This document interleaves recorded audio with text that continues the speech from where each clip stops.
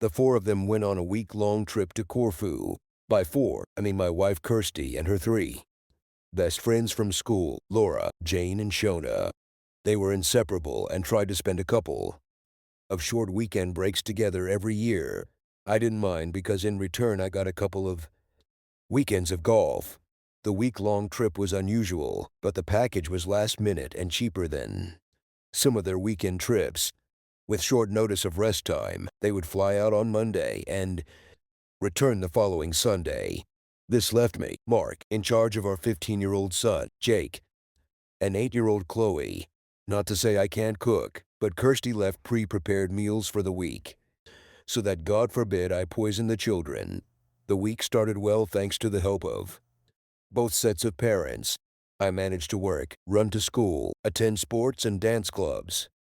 I was getting pretty good at being a domestic goddess thanks in part to Kirsty's instructions. For the washing machine, Kirsty called several times, mainly to check that I had not done any permanent damage, but also to remind the children that she missed them and loved us all. So we made it through the week, and I was with John and Tony, Shona and Jane's husbands, waiting for the girls. At the airport, Laura was still single. The kids stayed home engrossed in their devices, and I was at the stage where I trusted Jake to look after Chloe for a short time. I saw Sean and Jane trudge through the arrivals hall, looking tired, followed soon after by Laura. But there was no sign of Kirsty. The other girl's greetings seemed a little hesitant. While I was still looking for her, Laura asked if I had received any letters from Kirsty. I had no idea what she was talking about. The girls looked at each other. Rarely when Laura said that Kirsty had sent a letter which I was supposed to read, which explained why Kirsty hadn't come home. I immediately thought she must have been sick or had an accident and asked if she was okay. I was assured that she was fine, but that she had decided to stay with friends for a couple of days. I never received any clear answers to my subsequent barrage of questions. I left the airport feeling both anxious and humiliated. When I got home, I eagerly turned on my computer, and it turned out that an email had arrived just after I left for the airport. It was no more than what Laura said. Just because she met with friends, she had the opportunity to take a short boat trip, and she stayed a few days to do it. I hoped that everything was fine with us, and that the children had gotten used to my cooking. And at the end, I wrote that she loved us and would return home soon. I couldn't understand why she hadn't called and mentioned the extra stay, and then I realized she hadn't called at all for the last couple of days. And what kind of friends are they? I couldn't figure out who it could be. I called her on her cell phone, but the call went to voicemail, so my message was short and sweet. Try to pick up the phone. Perhaps she is on a voyage where there is no connection. But I had a very uneasy feeling. I tried calling again, but there was still no answer. Then I started calling three of her friends. They had to know something. Shauna's husband John said that I should come to their house at 9 o'clock in the evening. When I arrived, all the other girls and Tony were there, and the situation seemed tense. John started the conversation. Mark needs to know what happened. Come on, Shauna. Last night we met a few guys at a pool party in the harbor and went to their house for drinks. It was a simple party. Kirsty started talking to the owner of the house, a guy named Samuel. Tony interrupted. According to the version Jane told me there was more to it. Kissing and cuddling. They were all having a great time on some rich bastard's yacht. Shauna looked at Jane, but Laura spoke up. It wasn't like that. A couple of guys tried to hit on us, but we brushed them off, and when they got too pushy, we left. Well, we left, but Kirsty stayed. Crap, I said, although I didn't realize it. I tried to convince her to come with us, but she was determined to stay. Shauna chimed in. They didn't do anything, Mark. They just talked. I guess she didn't come back to the room with you. See, Lens told me the answer. She came back at lunch team today and announced that she was staying for a few days. Took her things and left. We all scream it and yell it at her, but she was determined to leave. We don't understand what happened to her, but we didn't try to dissuade her. So she stayed there with some millionaire. I guess so was the most helpful answer I received. More things were said. but we kept going in circles. The guys were furious, while I was in complete disbelief. It was so they don't like it at her, which just didn't make sense. I returned home on autopilot, dealt with the kids, and collapsed into bed, exhausted but unable to sleep. My world collapsed. The next morning, I woke up late and rushed around the house frantically, trying to get the kids ready, make lunches, and get them both to school. Being late for work, I missed the start of a meeting with a client, much to the displeasure of my manager. Still, nothing was heard from Kirsty. There had been a rush at work all day, and I was late picking Chloe up. Luckily, Shauna, Jane, and their children were with her in the schoolyard. They saw how excited I was and offered to help for the rest of the week. They asked about Kirsty's letter, and I told them how little was written there. I was still completely in the dark. On Monday evening, Kirsty finally called me and apologized for not calling, saying she had no signal. Without taking a breath, she talked about the opportunity to go on a sea voyage with friends and how this opportunity was too good to pass up. I let her continue and then said, "So, will you stay with Samuel on his yacht?" The silence was deafening. "Mark, it's not what you think. I think you live with a millionaire. You left your husband. You humiliated me in front of our friends, and you don't have the decency to keep in touch with your children. It's just a few days. I'll be back on Thursday. Don't worry about returning at all." I hung up. What kind of complete bitch is this? The phone rang several times, but I ignored it. Received SMS. "Sorry. The first flight is tomorrow at 15. Now we need to talk. Tell the children I love them." My anger reached new heights of "we need to talk and tell the kids I love them" after she ignored them. She has to be kidding. The next day I asked her parents to look after the children. They were shocked by her action, but asked me to listen to her version before deciding anything. The children also started asking questions. I wasn't going to pick her up, so she dragged her suitcase through the door at 8 o'clock in the evening. I said nothing and looked at her silently. "Sorry, Mark. I didn't think so. It was an opportunity to take a break from everything, and I took advantage of it. I just didn't think about what it would look like. You probably think I'm an idiot. You stayed on his yacht, although the others begged you to return to the hotel with them. He was nice. We were just talking." Fuck off, Kirsty. You don't abandon your family for a simple conversation with someone nice. For 3 days, you were just talking. Basically, yes. But I didn't have sex with him. I don't believe you. And even if I didn't, you still left me for another man. I didn't leave you. I just had the opportunity to travel freely. And there were other people there. Samuel is a true gentleman, a truly generous host, and a good listener. So I'm not listening to you. No, that's not the point. You're listening. But this is a kind of escape from our ordinary life, as if I can choose anything and be free. Our life is a little stagnant, a little, well, boring. You're probably kidding. This is the life you wanted: children and a home. It's because of you that we stopped traveling and gave up most of our activities. It was you who wanted a bigger house and to save money. The children were too young to travel. There was no way to take time off from work. There was always some excuse. Is it really that, or is it that you had a chance to have sex with a millionaire? I don't know, Mark. I just felt different there. We got along so well, and I think we developed a connection. I have simply no words. Have you fallen in love with him, or is it just lust? Damn it. I didn't have sex with him. I noticed the wording of her comment. Didn't have sex with him, but slept with him, I guess. Finally, she nodded with tears in her eyes. How charming. And you kissed and caressed. Another nod and more tears. I had to leave before my head exploded. You need to see the children. They are with their mother. I hope you can better explain to them what you are up to before I do. I ran out, hearing Kirsty calling out to me behind me. I was in the pub for an hour before Tony found me. He brought himself a beer and sat down next to him. "Sorry, buddy. There's a whole hunt going on for you. Kirsty called Laura, and they're looking for you." He made a couple of calls to say he had found me. John arrived shortly after. If it's any consolation, the girls are furious with her too. Her actions left them in the shitter. We are unhappy with our wives and still ask questions and compare answers to see if there is something more to it. I asked if there was anything new, but they thought not. What will you do? I have no idea.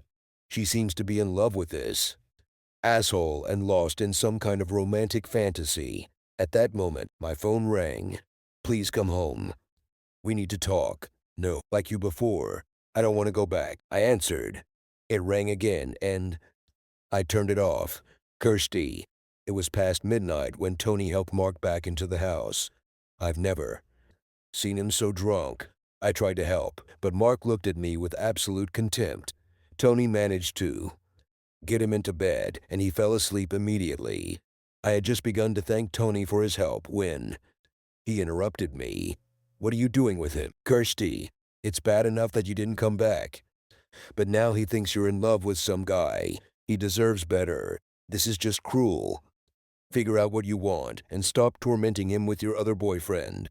With these words, Tony ran away. I looked at Mark and was very upset. Tony is right. He doesn't deserve this. I'm selfish. He barely moved while I undressed him and put him to bed, leaving a basin, a glass of water, and 2 aspirin nearby. I was so confused. Mark is such a good man and a great father.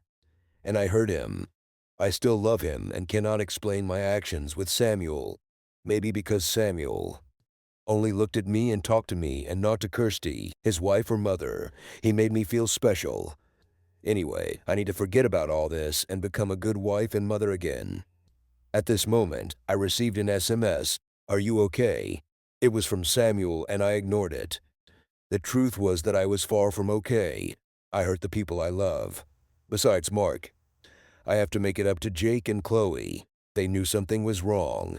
Then, in front of my friends, whom I put in an awkward situation, the looks of disappointment I received from Mom and Dad when I went to pick up the kids were devastating. The next morning, I tried to talk to Mark, but he wasn't interested and seemed annoyed that I saw him drunk. His only words were, "Don't worry, this won't happen again." He went to work, looking shabby, and I started getting the kids ready for school.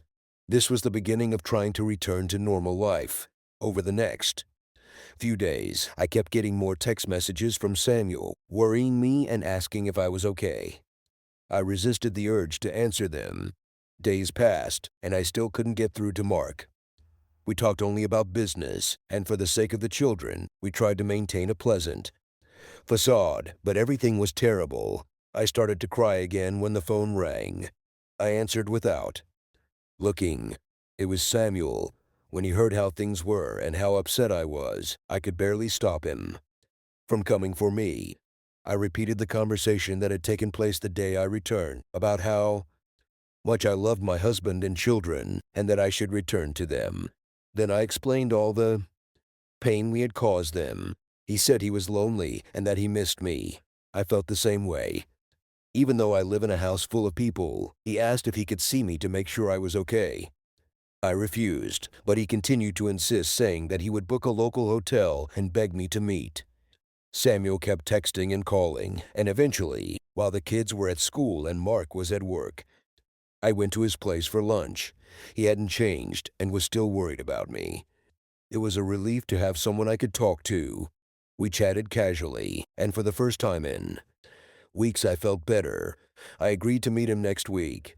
The more Mark moved away, the closer Samuel became.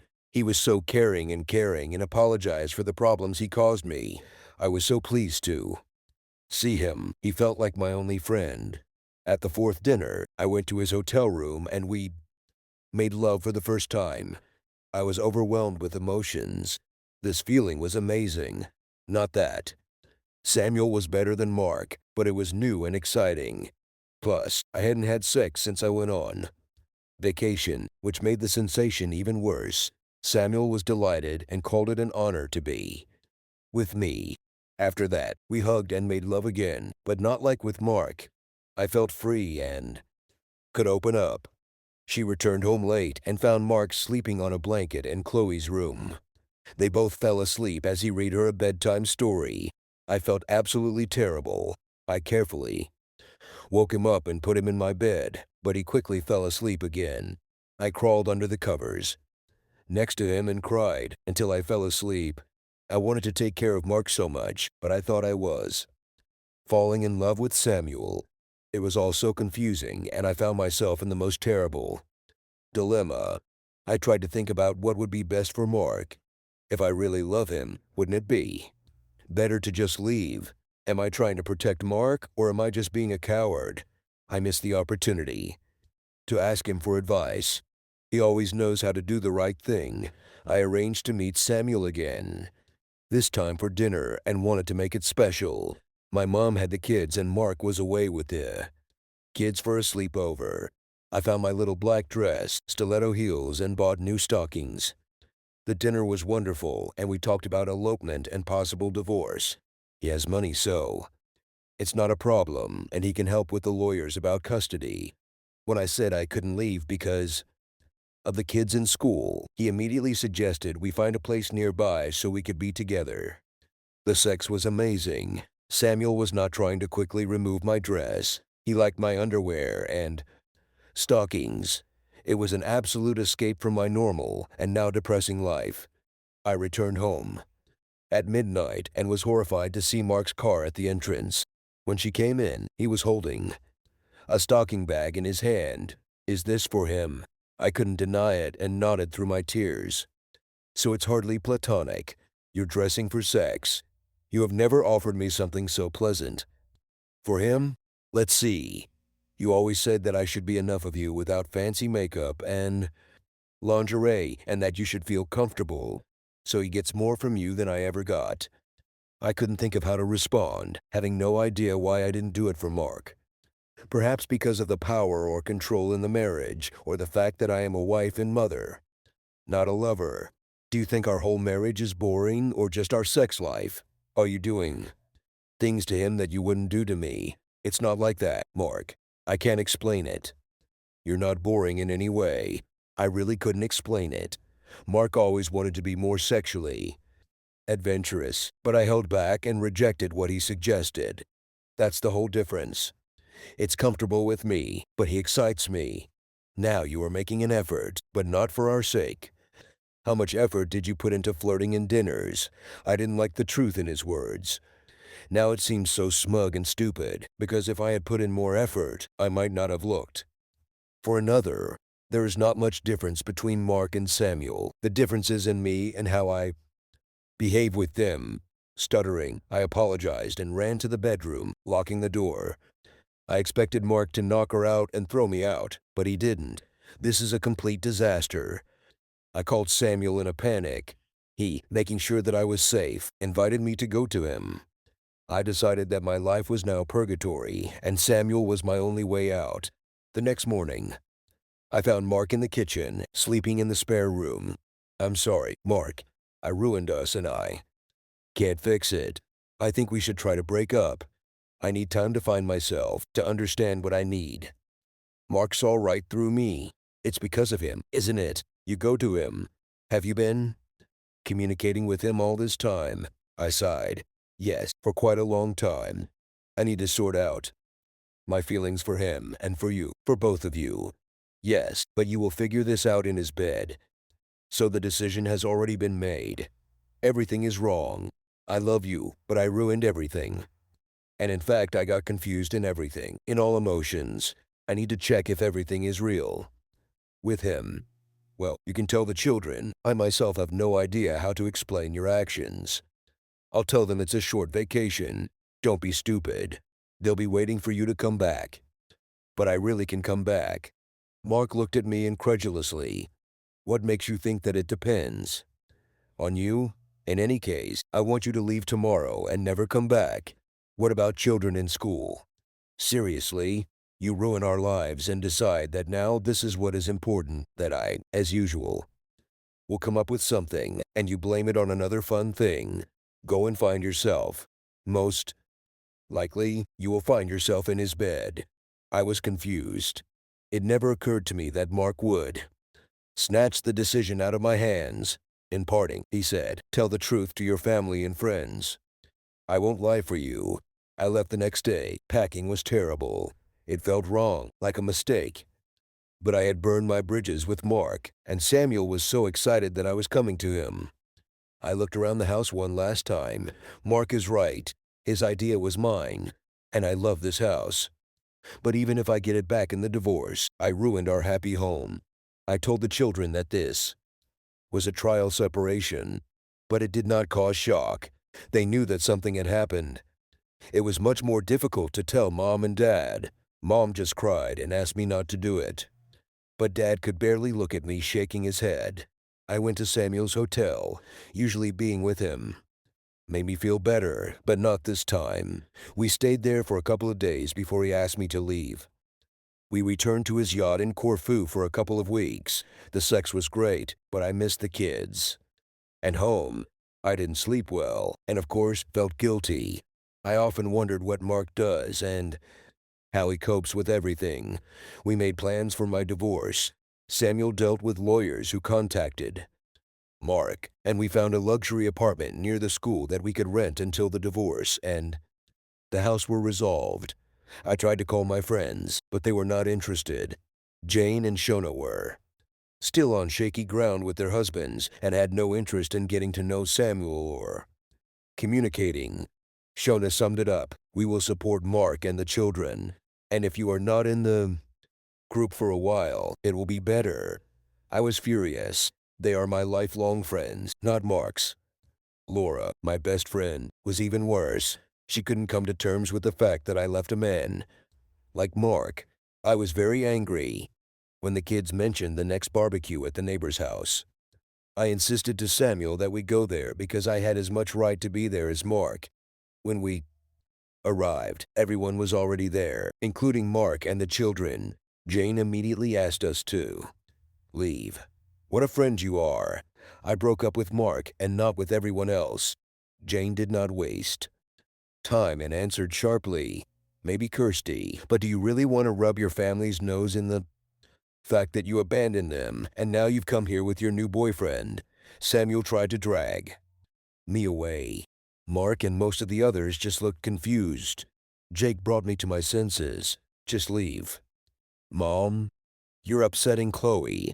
I turned in horror and saw Chloe crying and then running into Mark's, burying her little face in his chest. Everyone else stared at me, and I let Samuel lead me away. I was so upset. I felt like I was losing everyone, not just Mark. Mark, she wasted no time and filed for divorce. I was worried that I would lose my children and friends. Jesus, I'll be one of those weekend dads, slowly losing touch with their kids, desperately trying to find something to entertain them, anything to get them into their dreary apartment. I've heard all these horror stories. And her new man has enough money to legally bury me and impress the kids. I was terrified to hear about the kids' first trip on his damn yacht. Thankfully, Tony and John turned out to be great friends, and to my surprise, Laura, Shona, and Jane were fantastic, helping with childcare, even coming with food and checking I was okay. The divorce went on as usual. Financially, everything looked as if everything could be easily divided in half, but the children became a stumbling block. Kirsty was expecting primary custody and the right to live with them in our home. They were happy to buy him from me. For her new man, money is not a problem. His lawyers were so arrogant that they expected me to accept what they gave me and still be grateful. Everything changed when my lawyer pointed out that Kirsty had effectively abandoned the children during her long holiday. Then she abandoned them again, sailing away with Samuel for several weeks on his yacht. Her lawyers tried to argue that she knew that the children were being cared for. My lawyer agreed, adding they were definitely cared for by their primary caregiver and the only constant presence in their lives. Moreover, Jake insists that he wants to live with his father, and Chloe insists that she wants to stay with Jake. I didn't let the kids know about this, but I was very proud of the way Jack had looked after Chloe during this whole sad process. I tried to protect them from the worst, but I couldn't protect them completely. They spent a lot of time with Tony and John's children, which was very beneficial for them. Tony's house has a granny annex where we often spent the night. The kids always had a great time. The routine and simplicity of close friends helped a lot. His lawyers must have been worried because the next offer was joint custody. I thought about trying to get sole custody through the courts, but it was risky, and it would be better for the children if we could agree on a compromise. In the end, we agreed that the children would be with me for half the week. I would pick them up from Wednesday to Friday lunchtime and leave them with me for the weekend if it was mine. I also insisted that each of us be able to attend school and sporting events with them. Kirsty was never interested in it, but I knew it would give me more access, and I liked being part of it. The stumbling block was the house. I refused their offer to buy out my part and insisted on selling it. I think Samuel was happy with it, but I knew it would upset Kirsty, which was a shame. No, really. Honestly, I wasn't worried about where to live as Tony offered to let us use the annex for as long as we wanted for a minimal rent. The payment was much less than our previous mortgage, and I thought I could use the money for other needs until we decided on a permanent home. On the day we were supposed to sign the divorce papers, Kirsty came to see me. She was reminiscing about past times and how good we were together, and I assumed that wouldn't help either of us. Then, out of the blue, she said, "Maybe we shouldn't do this." I lost my temper. It was you who abandoned our marriage and rushed to get a divorce, but now you're not sure. You are crazy. Maybe so.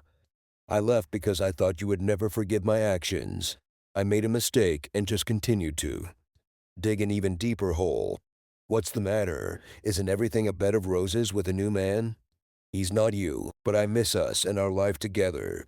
The thought of a happy life with Kirsty flashed before me, including everything we had planned and talked about. But it was unrealistic. She is not what I imagined her to be. Superficial. That's the word that popped into my head. Just sign the papers and go, Kirsty.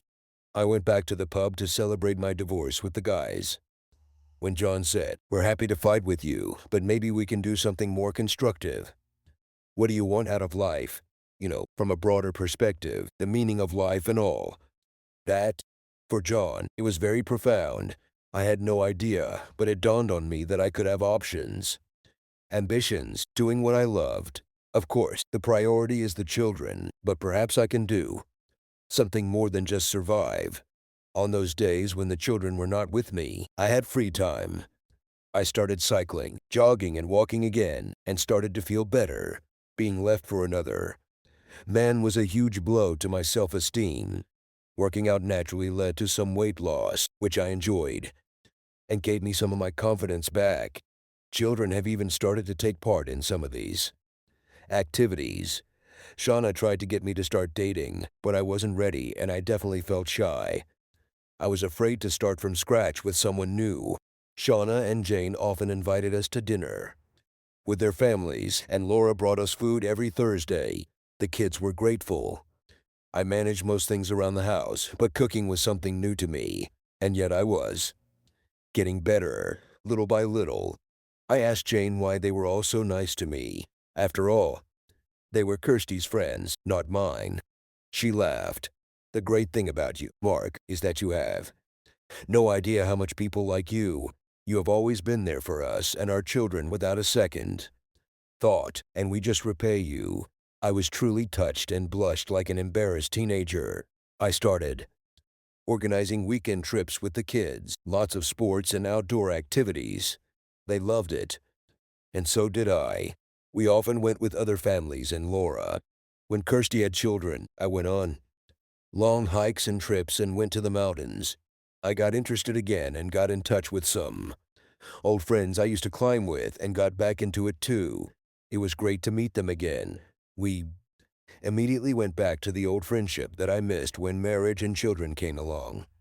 Living in the annex meant I had less to do with renovations, and I even had some extra money to spare. I saved it up and took the kids on a trip to the Andes in the summer, including a trip to Machu Picchu. They really enjoyed it, and we started planning our next trip, possibly to the Alps. My climbing buddies were looking at options there too. Things got a little weird after that. I was sure Laura was starting to flirt with me a little, and Kirsty was getting more and more close to me every time the kids were handed over. Kirsty. The kids called from vacation and were so excited that Jake even overcame his usual teenage shyness. I saw a photo of Mark on social networks where he and his children were in Machu Picchu. When I looked through the children's pages, there were hundreds of photographs of amazing places, swimming, flying, and adventures. I wondered if I was the one who stopped him from doing all this before, because now his life seemed not boring at all. Mark's pages included some scary, rock climbing photos with faces I vaguely recognized from our wedding day. But the worst of all were the photos from camping trips and barbecues with Jane, Shauna, and Laura and their families. I couldn't understand my feelings until I realized that it was jealousy, which seemed inexplicable, because I was the one who gave up such a life. When I suggested that the children spend their vacation on a yacht, they did not show much interest. Still couldn't find contact with Samuel. I asked what kind of vacation they liked, and they answered that it was better with Dad because he does what needs to be done. I suggested that we go to Disney with them. At least they were happy about that. But I don't think Samuel was very happy. Living with someone is completely different than dating every now and then.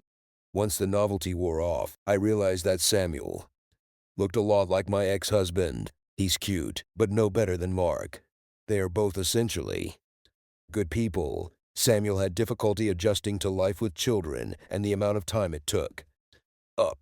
We couldn't just pick up and go on a trip at any moment, leaving them behind. And they were not at all interested in city trips, elegant restaurants, and hotels that Samuel was used to. He tried very hard, but began to resent that he had to adjust everything to my old life. I missed my friends and family. I missed Mark.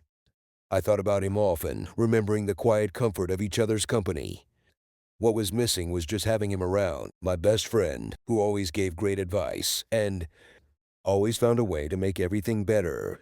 My intuition told me that Mark was the one I truly loved, the person who carried me through the difficult periods of my life. It was a terrible time right now, but Mark wasn't there to help me.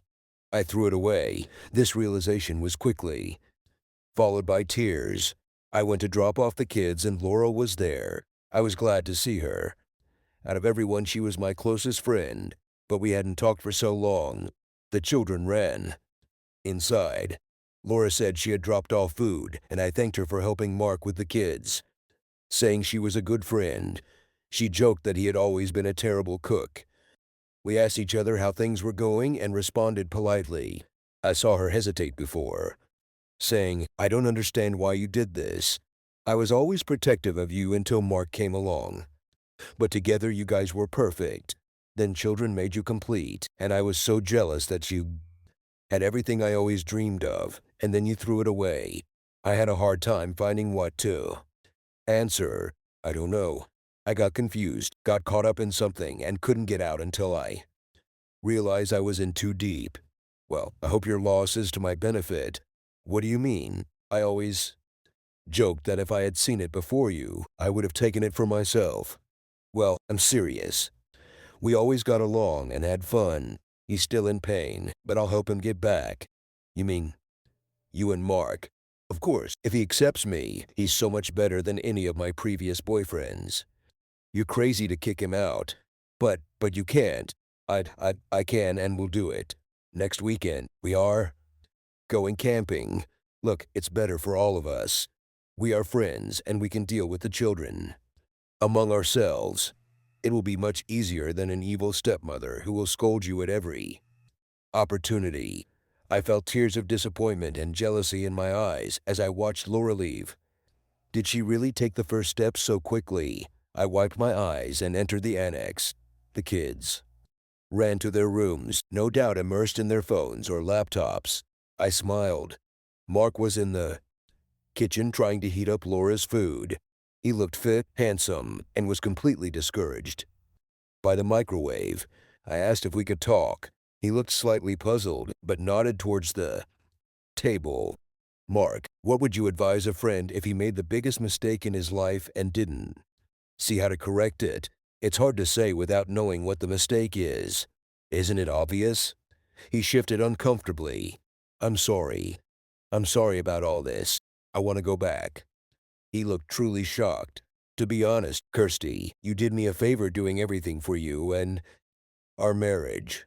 I lost myself. Now I like my life, traveling, communicating with children and friends. I work to provide for our family. And now I started doing what I love. And this is just the beginning. Anything is possible. You said you needed to find yourself. Well, I guess that's what I did. I found something, maybe myself. But what if you had it all and someone special to share it with? Does Samuel know about your sudden change of heart? I shook my head.